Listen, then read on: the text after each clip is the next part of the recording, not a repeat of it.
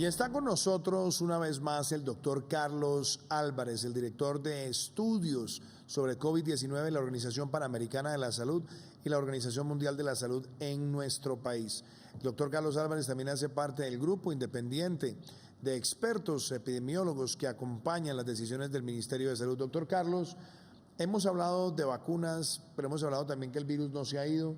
Hemos hablado que en este año tenemos que obrar con simultaneidad, mantener el tapabocas, el distanciamiento físico, no aglomeración, protocolos de bioseguridad, ir avanzando en el programa también de vacunación.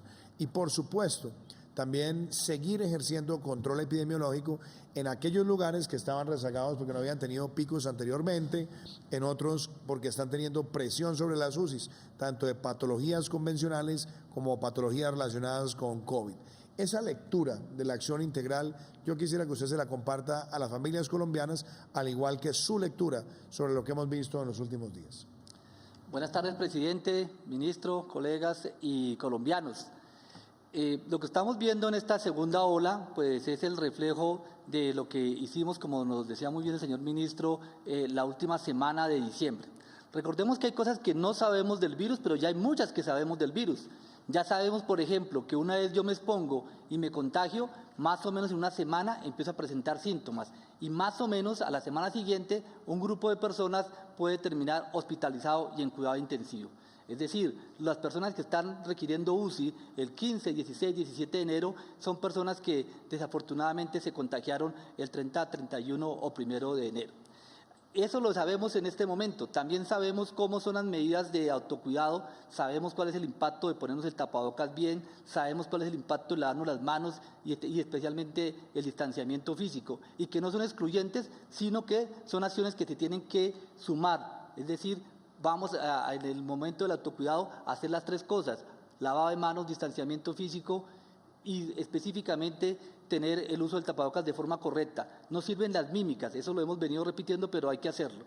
Y en un punto importante, las personas que se han cuidado tienen que seguir cuidándose, porque lo que estábamos viendo en las curvas, señor presidente, es que en julio y agosto unas personas que han estado muy cuidadas, que han hecho un esfuerzo grande de protección, especialmente las personas mayores de 60, 70 años, que no se infectaron en esa primera curva, pero seguían siendo susceptibles.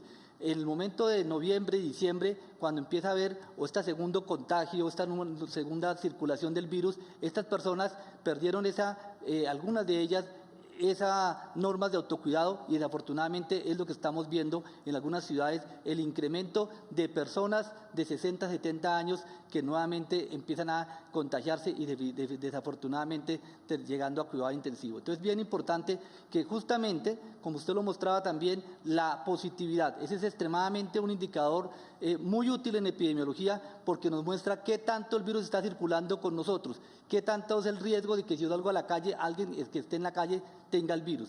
Y en este momento que estamos rondando nuevamente el 28, cerca del 30%, significa que una de cada 3 personas que tienen síntomas sale positivo.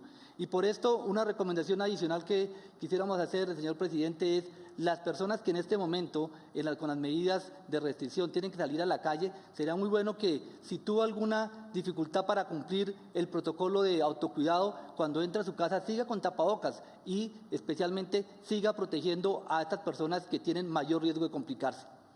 Muchísimas gracias, doctor Carlos. Déjeme le hago una pregunta, su lectura también de cómo está avanzando el proceso de vacunación en el mundo. Sabemos que unos países empezaron muy rápido, pero no tenían toda la logística lista y han tenido retrocesos. Vemos que otros países, tanto desarrollados como en desarrollo, empezarán al igual que nosotros en el mes de febrero.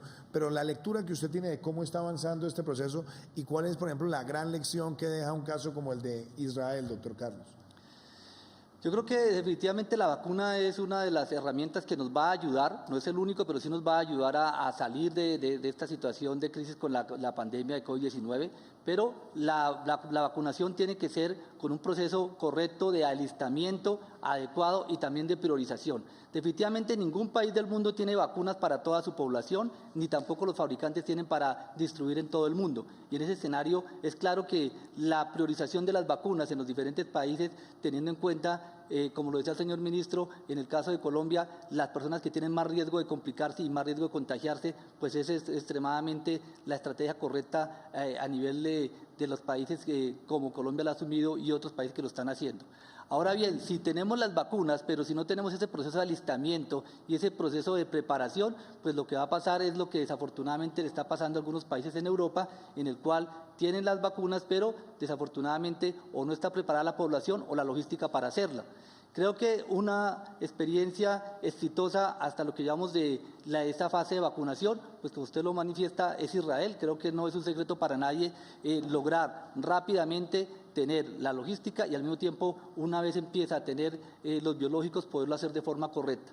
De nada sirve tener los biológicos y no tener cómo distribuirlos, o tener los biológicos, cómo distribuirlos y no tener la gente que quiera vacunarse. Creo que son todas las tres puntos importantes en los cuales hace que el momento correcto pues debe llegar, y cuando llegue a llegar pues también no solamente desde las IPS, EPS o el mismo gobierno, sino también nosotros como ciudadanos también seamos conscientes de la importancia de la vacunación para la protección individual, pero también colectiva. Creo que ese es un tema extremadamente importante, y mientras llega la vacuna, tener en cuenta nuestro antídoto que ya hemos hablado, del autocuidado. Tenemos que ir trabajando en el autocuidado y esperar pacientemente, pero correctamente, que la vacuna va a llegar, y cuando llegue, pues también hacerlo de la forma que se está organizando en el país.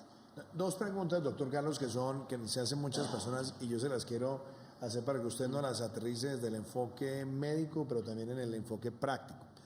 La gran mayoría de vacunas hoy que están circulando en el mundo tienen 2 dosis. En el caso de Pfizer se tienen 2 dosis, en el caso de AstraZeneca se tienen 2 dosis.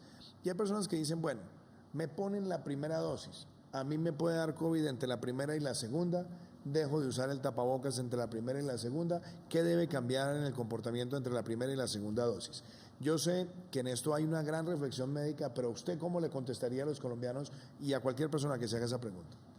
Los estudios muestran que estas vacunas son la mayor eficacia, es decir, la mayor protección, es decir, a su vez, que no me dé el virus cuando me contagio, se logra con el esquema que cada uno de los fabricantes recomienda, porque es donde se logra la mejor eficacia. En ese escenario, con la vacuna de Pfizer-BioNTech hay una eficacia probada cerca del 95% cuando se administran las 2 dosis y en un intervalo de tiempo correcto, que son los 21 días. Si no lo hago de esta manera, es posible que esa eficacia no sea la misma, lo mismo con una dosis que con 2 dosis.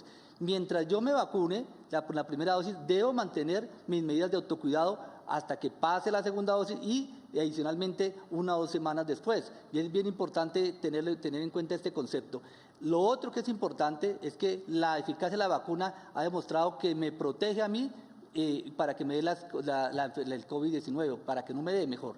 Sin embargo, todavía no sabemos si la vacuna adicionalmente, ojalá, y eso lo esperamos, que también evite que yo pueda contagiar a otras personas si me llegara a tener alguna posibilidad de contagio con el virus. En este momento, lo importante, y resumo, presidente, los esquemas de vacuna pues deben respetarse para lograr mantener la eficacia que está probada. Si no lo hacemos de esa manera, probablemente la eficacia puede ser incierta o menor cuando solamente se aplica, por ejemplo, una dosis.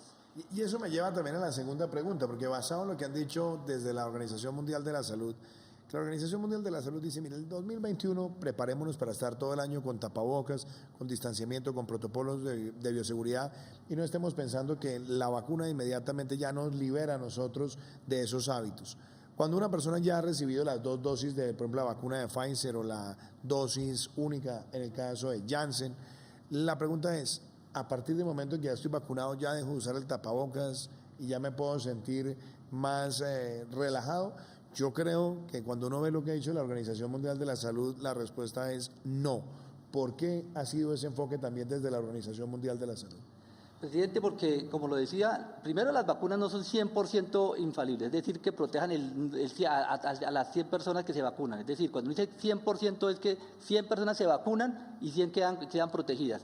En las mejores condiciones, como el caso que acaba de mencionar, una es de 94%, pero en el caso de la otra vacuna, Oxford AstraZeneca, estamos hablando de un 70-75%, es decir, siempre hay un margen de personas que pueden no ser vacunadas, primera cosa. Y segundo, pues como acaba de decir, las personas quedan protegidas, pero no sabemos si tienen contacto con el virus lo puedan transmitir. Eso hace que tengamos que ser solidarios, como decía el señor ministro, y tengamos que seguir utilizando tapabocas al vacunarnos, pero también en el caso de que la vacuna no proteja esa posibilidad de transmisión, pues de esa manera también estamos con las medidas de autocuidado evitando la propagación de la epidemia. Entonces es claro que necesitamos vacunarnos y seguir con las medidas de autocuidado.